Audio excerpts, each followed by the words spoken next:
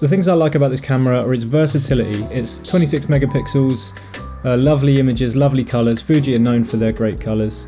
6.2K video, 4K 50, 4K 120 if you want it. Internal ProRes. Rolling shutter is near enough non-existent. Stabilization's great, autofocus is great. It just kind of feels like a camera that can do everything really well. I just wanted to go into a little bit more detail today about the things I really love and the things that I think make this camera stand out and make me enjoy shooting with it so much. It's a relatively small and light camera, and Fuji have a lot of compact primes that work really well with it. But saying that, you can build it as big or small as you want it to be. It can be a big kind of cinema camera if you want it to be, or it can be a stripped back run and gun photo camera or a hybrid, whatever. This time round, the body design is taking a step away from that sort of film analog aesthetic and shooting experience in favour of a more streamlined kind of modern shooting experience. And some people won't like that, but I think for a video shooter it's just a good thing. The hand grip is really deep now, way deeper than we had in the X-T3 or X-T4. There's a lot of little things Fuji have done to kind of up that shooting experience. The top LCD, for example, it makes checking battery, remaining record time and resolution settings, whatever, known at a glance, and you can customize all that as well. And speaking of customizing, there's loads of customizable buttons, loads of functions you can put on those buttons. The custom dials can be assigned to different resolution settings, different codecs, and as there's 7 of them, you can just flick all the way through and have, 7 different settings just ready to go. As I've said, the autofocus is really good. It's probably the best we've had on a Fuji body. I'm on eye tracking right now on continuous, and if I block the camera, it's straight back to my eye. That's something that previous bodies would have struggled with, or you'd have seen a little bit of hunting, but this time it's super quick, super responsive, and I just sort of trust it. Eye tracking is really good. I'd recommend setting it to just one eye, either left or right, rather than both, because it can sort of jump between eyes and you get a sort of undesirable result at times. And again, I've assigned that to a button on the body, and I can just flick that on and off whenever I want. But sadly, it doesn't have object tracking, like touch object tracking that the kind of newer Canons do, which although, would be nice, I don't think it's the end of the world. I found assigning a focus lock button on the back gives me way more control over my focus selection when I'm shooting. So here's a really quick list of lenses that I've used enough to be able to say whether or not they're kind of good performers. 23 f2, the 50 f2, the 18-55 kit lens, the 100-400 is really good, the Viltrox 23mm, again really good, and the Sigma 18-50 2.8 is awesome as well. The 56mm 1.2, I haven't used it loads in video. I find I use it more as a portrait lens for stills, but the autofocus has been pretty solid so far anyway.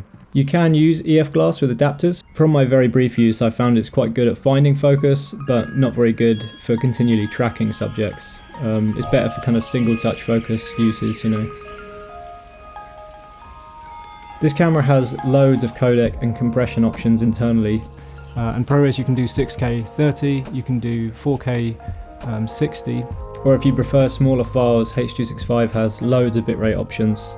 The 4K 120 will actually automatically swap to H.265, you can't shoot that ProRes, but you can shoot everything else ProRes. I find that ProRes LT gives me just shy of an hour on a 512 gig card, and 4K 50 gives me about an hour and a half, hour and 25.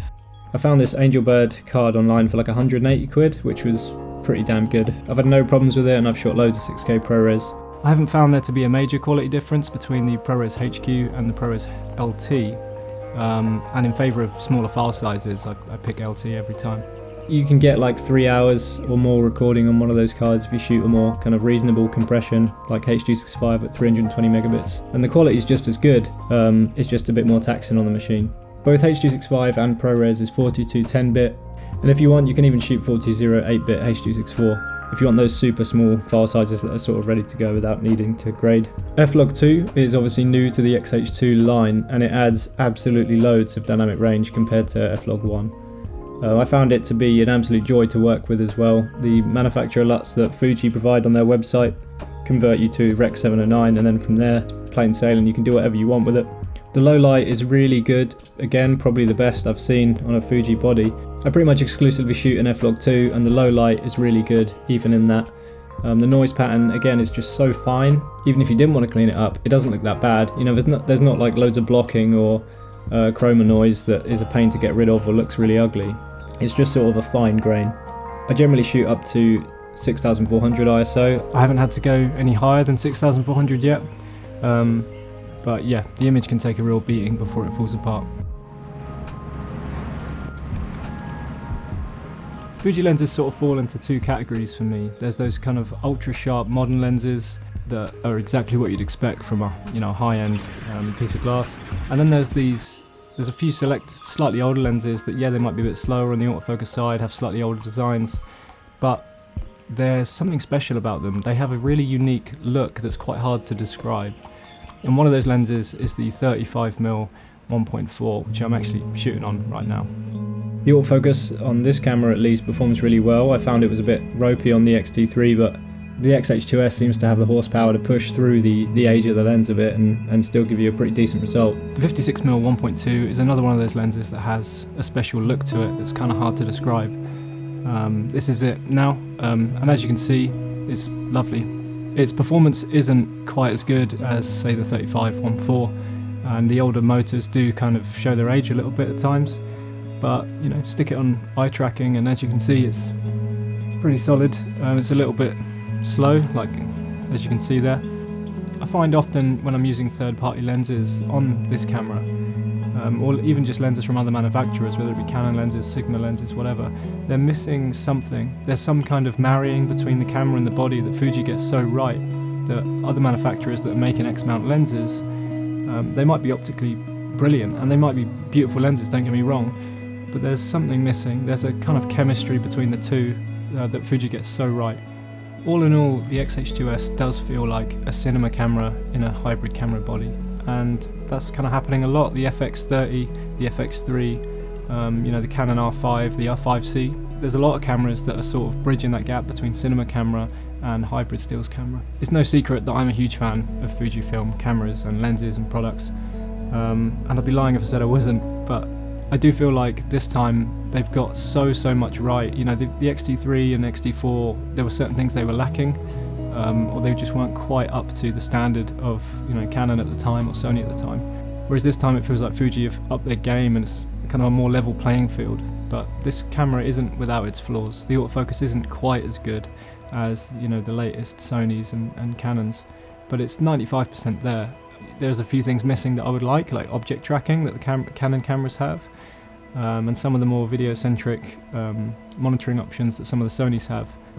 And yeah, the native lens lineup could do with a few more video-centric lenses. Obviously Fuji have actual cinema lenses, but these days autofocus in kind of video-oriented lenses is kind of important. It's becoming more widely used. I guess the reason I made this video is a little bit of a love letter to the X-H2S. I've had it for over a year now, I think, and I've shot with it a lot. I've shot photos and video, probably in equal measure. I've fiddled around with settings, I've taken it all over the place, and I think most importantly, I enjoy shooting with this camera in a way that I never did with previous Canons or Sonys. Sweet, that'll about do it, guys. If you have any questions, just chuck them in the comments below. I'll try and get back to you as quick as I can. Happy shooting, I guess. Take it easy.